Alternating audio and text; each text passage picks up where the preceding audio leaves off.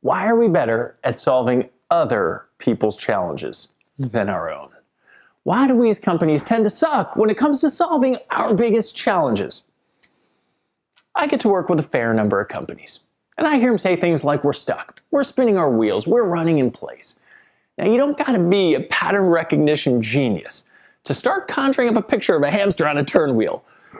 When I come together with companies to help them grapple with their biggest challenges, it feels a lot like watching a hamster on a turn wheel. If they just had some better perspective, they could get the real forward movement they're looking for. So what traps them up? 3 things really jump out. Thing 1, they tell themselves we're too busy to get together as a leadership team, as a group, whatever, in order to address our challenges every week. Too busy. This reminds me of a bumper sticker I once saw that said, "I am lost, but at least I'm making good time."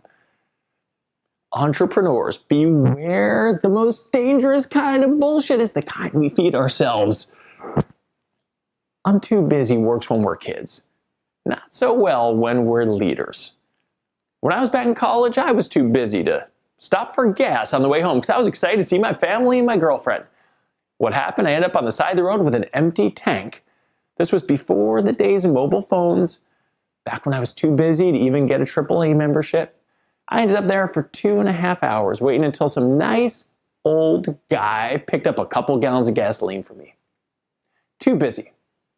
Second challenge companies run into is they're too shallow.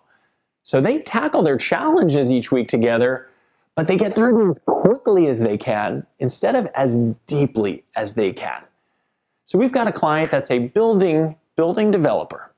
One of their clients discovered some asbestos in the building, and they got together as a leadership team to discuss this challenge, and they realized that what they needed to do was ultimately get a contractor more comfortable with asbestos to replace this other contractor that ran into the asbestos issue with that particular client. Now, when they solved that issue in all of about 1 minute, I turned to them and I said, "Guys, do you feel like you've really gotten to the heart of this challenge?" They said, "What do you mean?" I said, "Well, do you think this challenge and anything even remotely like it is never going to crop up again?" Suddenly the visionary chimes in. He says, "You know, something doesn't smell right here. I want a review of every freaking contractor of ours, and not just once, every year. We've got to make sure they're meeting a very high bar." And the discussion ensued to ultimately make that very actionable. That discussion and the solution that emerged, that gave this team comfort. That issue, that challenge was resolved. It wasn't going to crop up again. See, here's the thing, right?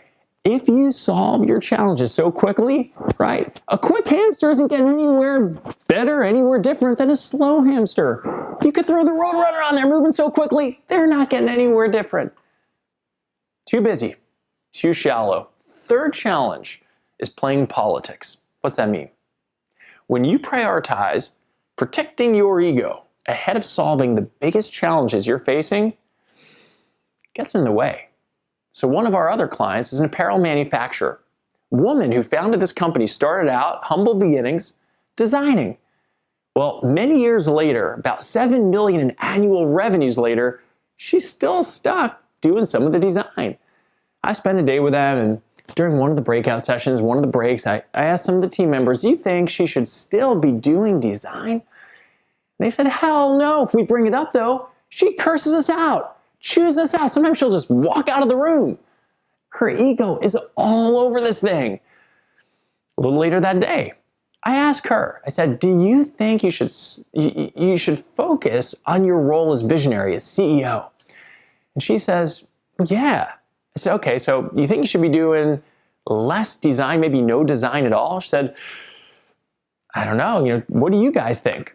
Team says, no way. She lets him have it, rips into them, starts walking out of the room. I couldn't believe it. She stops right as she's about to walk out, turns to me, says, "What do you think?" I said, "Well, could someone else do the design?" She said, "No one here." I said, "How about out there?" I said, "It would take all my time to find someone like that." Long story short, she made it her top priority the next quarter and found that person with relative ease. See, here's the thing. You can only worship one God. And if you make that big thing protecting your ego, guess what happens? Anytime you are the cause of some challenge the company's facing, no one's bringing it up. That would be corporate and career suicide.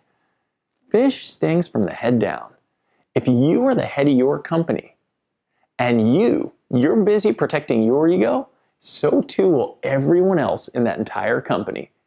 And once everybody's busy protecting their ego, first and foremost, that means any of the biggest kinds of challenges you're going to face as a company, the people challenges, they're off the table, right? And protecting your ego, you've just neutered the company.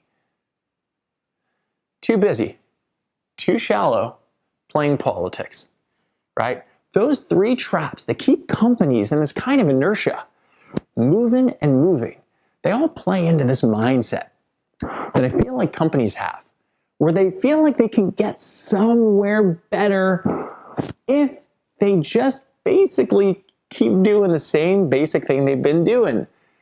Remember what Einstein said? Insanity is defined as doing the same thing you've been doing but expecting a different result.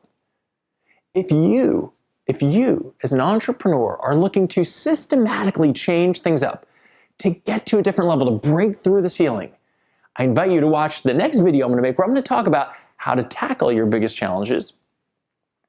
Or click on the link you see, come visit us at helm.ceo, set up a one-on-one consultation, a strategy chat with me or one of my team members, because we exist to help entrepreneurs break through the ceiling and get to that next level. I'm Josh Klenoff, founder of the Helm, and I look forward to seeing you soon, my friend.